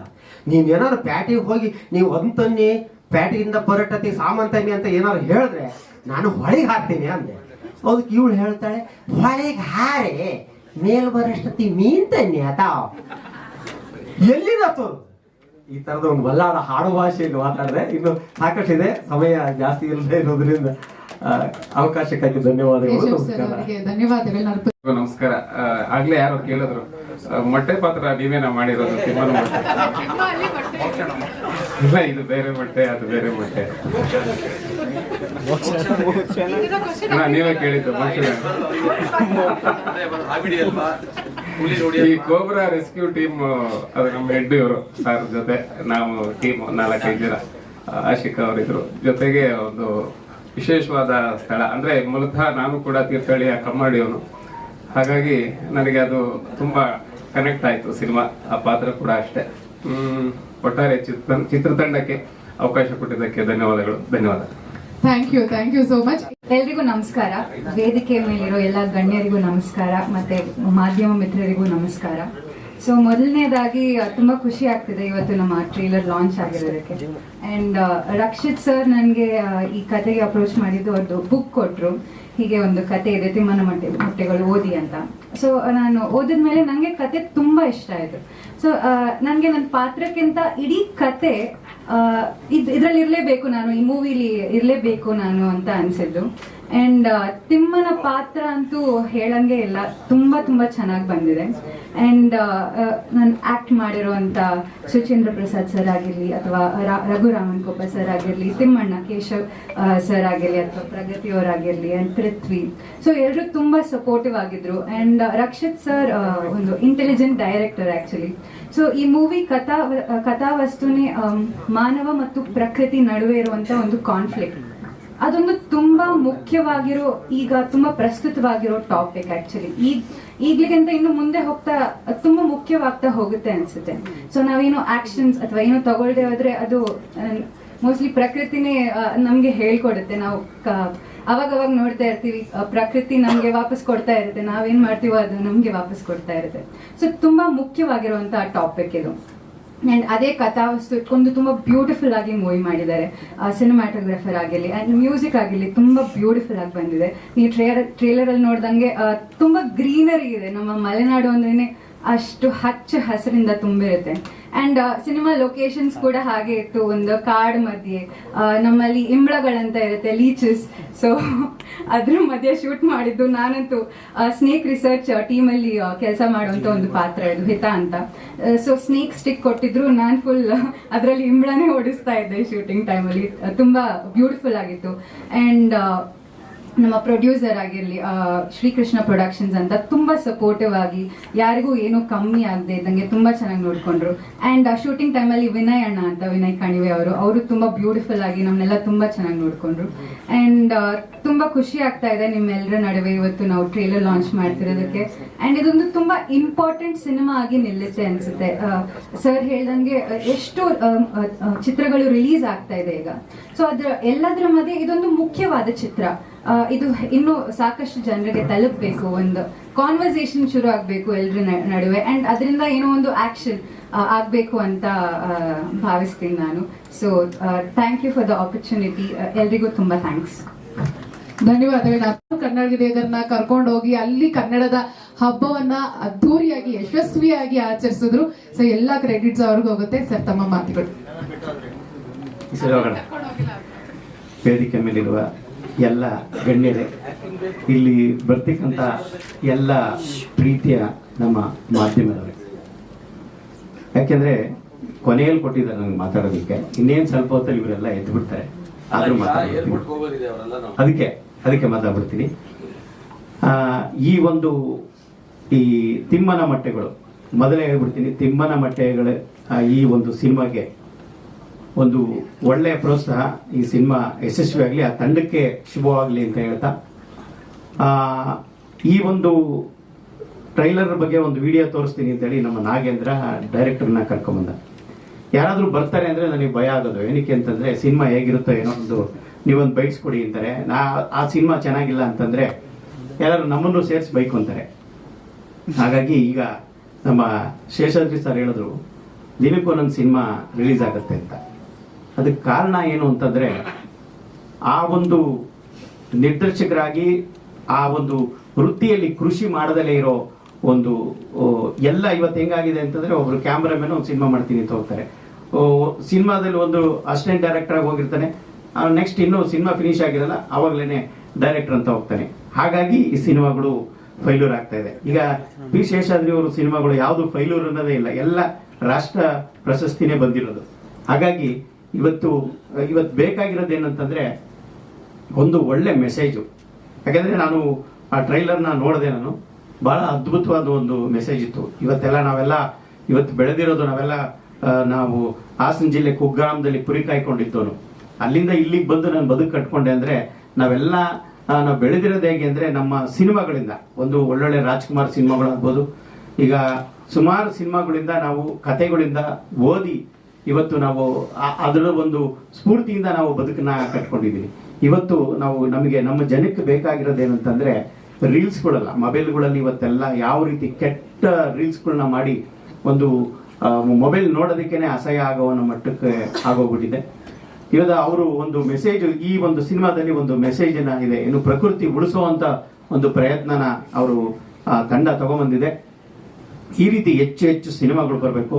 ಈ ಸಿನಿಮಾಗಳು ಯಶಸ್ವಿ ಆಗಬೇಕು ಅಂದರೆ ನಮ್ಮ ಮಾಧ್ಯಮ ಮಿತ್ರರೆಲ್ಲರೂ ಕೂಡ ಸಪೋರ್ಟ್ ಮಾಡಬೇಕು. ನಾವೆಲ್ಲರೂ ಕೂಡ ಸೇರಿ ಈ ಒಂದು ಸಿನಿಮಾ ಯಶಸ್ವಿಗೆ ನಾವೆಲ್ಲ ಸಪೋರ್ಟ್ ಮಾಡೋಣ ಅಂತ ರಕ್ಷಿತ್ ಶೆಟ್ಟಿ ಅವರಿಗೆ ಮತ್ತೆ ಅವರ ತಂಡಕ್ಕೆ ನಾನು ರಕ್ಷಿತ್ ತೀರ್ಥಹಳ್ಳಿ ಅವರಿಗೆ ಅವ್ರಿಗೆ ಶುಭಾಶಯ ಕೊಡ್ತಾ, ಅವ್ರ ತಂಡಕ್ಕೆ ಶುಭಾಶಯ ಕೊಡ್ತಾ, ನನ್ನನ್ನ ಇಲ್ಲಿ ಬರೋದಕ್ಕೆ ಅವಕಾಶ ಮಾಡಿಕೊಟ್ಟಂತ ತಮ್ಮೆಲ್ಲರಿಗೂ ಒಂದಿಸ್ತಾ ನನ್ನ ಮಾತು ಮುಗಿಸ್ತಾ ಇದ್ದೀನಿ. ಜೈ ಹಿಂದ್, ಜೈ ಕರ್ನಾಟಕ ಮಾತೆ. ವೇದಿಕೆಯಲ್ಲಿರುವಂತಹ ಎಲ್ಲ ದೊಡ್ಡ ವ್ಯಕ್ತಿಗಳಿಗೆ ನಮಸ್ಕಾರ. ಆಕ್ಚುಲಿ ಇಲ್ಲಿ ಬಂದಿರುವಂತಹ ಗಣ್ಯರ ಮುಂದೆ ಮಾತಾಡೋಷ್ಟು ದೊಡ್ಡವಳು ನಾನಲ್ಲ. ಅವರ ಜೀವನ ಶೈಲಿಯ ಮಾರ್ಗದರ್ಶನದಲ್ಲಿ ನಾವಿನ್ನೂ ನಡಿಬೇಕಿದೆ, ಬೆಳಿಬೇಕಿದೆ. ನಾನು ಶೇಷಾದ್ರಿ ಸರ್ ಅವರ ಎರಡು ಮೂವಿನಲ್ಲಿ ವರ್ಕ್ ಮಾಡಿದ್ದೀನಿ. ಆ್ಯಂಡ್ ಸುಚೇತ್ ಪ್ರಸಾದ್ ಇದ್ದಾರಲ್ಲ, ಅವ್ರ ಜೊತೆ ನಾನು ಕೋ ಆರ್ಟಿಸ್ಟ್ ಆಗಿ ವರ್ಕ್ ಮಾಡಿದ್ದೀನಿ. ಆಕ್ಚುಲಿ ಭಯ ಆಗ್ತಿದೆ, ಬಿಕಾಸ್ ನಾನು ಹಾಡಬೇಕಾದ್ರೆ ಸ್ಟೇಜ್ ಶೋ ಕೊಡ್ಬೇಕಾದ್ರೆ ನಂಗೆ ಭಯ ಆಗಲ್ಲ. ತುಂಬ ದೊಡ್ಡ ದೊಡ್ಡ ವ್ಯಕ್ತಿಗಳಿದ್ದಾರೆ, ಹಾಗೆ ಸ್ವಲ್ಪ ನರ್ವಸ್ ಆಗ್ತಾ ಇದ್ದೀನಿ. ಏನಾದರೂ ತಪ್ಪಿದ್ರೆ ದಯವಿಟ್ಟು ಕ್ಷಮೆ ಇರಲಿ. ಖುಷಿ ಆಗುತ್ತೆ ಒಂದು ಸಿನಿಮಾ ಅಂತ ಕೈಗೆ ಒಂದು ಪ್ರಾಜೆಕ್ಟ್ ಬಂದಾಗ, ಒಂದು ಒಳ್ಳೆ ಪಾತ್ರ ಅಂತ ಬಂದಾಗ ಅದನ್ನು ನಿಭಾಯಿಸೋದು ತುಂಬ ಜವಾಬ್ದಾರಿಯುತ ಒಂದು ಕೆಲಸ ಆಗಿರುತ್ತೆ. ಸೊ ನಾನು ನನ್ನ ಒಂದು ಶಕ್ತಿ ಮೀರಿ ಒಂದಿಷ್ಟು ಪಾತ್ರಗಳನ್ನ ಮಾಡಿದ್ದೀನಿ. ಅದು ಜನಕ್ಕೂ ಇಷ್ಟ ಆಗಿದೆ, ಹಾಗಾಗಿ ತುಂಬ ಸಂತೋಷ ಪಡ್ತೀನಿ. ನಮ್ಮ ಈ ತಿಮ್ಮನ ಮೊಟ್ಟೆ ಸಿನಿಮಾ ಬಗ್ಗೆ ಹೇಳಬೇಕು ಅಂತಂದ್ರೆ, ನನಗೆ ಸಡನ್ ಆಗಿ ಒಂದು ಕಾಲ್ ಬಂತು.